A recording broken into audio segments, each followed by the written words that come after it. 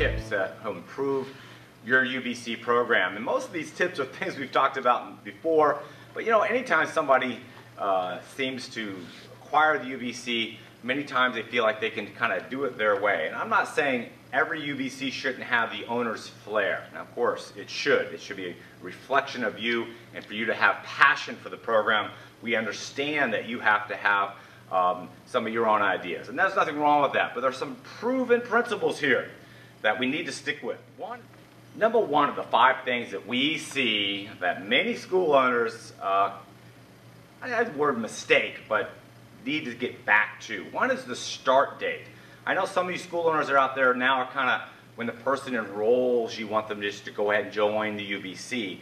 The challenge with them doing it individually is they're doing it individually. If they don't feel that kind of sense of togetherness that a group collective, as they say, that the start date can create, you're going to really hurt their ability to achieve the course. Your goal when someone goes on a 10-week, 6-day-a-week program that's challenging is they need as much support as they can. And when they kind of have that sense and feel they're in it together, they have a much better chance of succeeding. So highly recommend stick with the group start dates as opposed to the individual ones.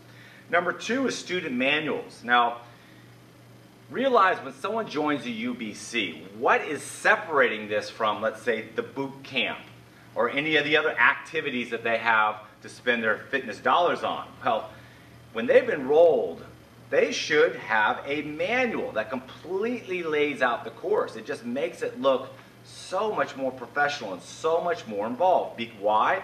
Because it is. The manual takes so much of the stress off of you because it lays the entire course out for the student.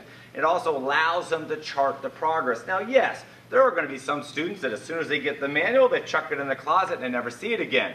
But that's not the point. The point is when you've sold them the UBC, you've handed them hopefully gloves, hand wraps, and the student manual that really makes them feel as if they've bought something of worth.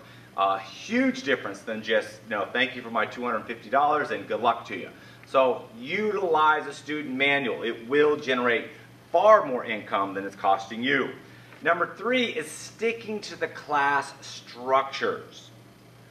Again, I understand we want our own personality in our classes, and I can't agree with you more in some ways.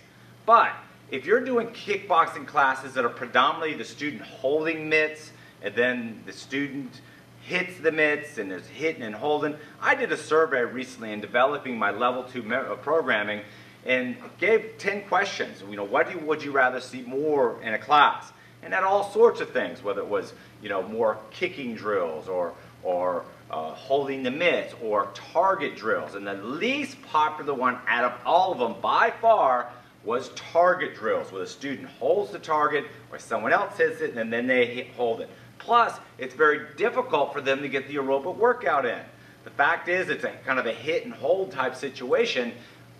They're going to have trouble getting that target heart rate that's required for them to get the workout they're looking for. Also, I know some of you aren't even using music in your class. Guys, your fitness program has to be of a form of entertainment. Also, some of you are going like an hour, hour and a half in your classes. Stick to the 45-minute structure. You want to make sure it's very precise, very controlled, and a lot of darn fun if you're going to retain your students.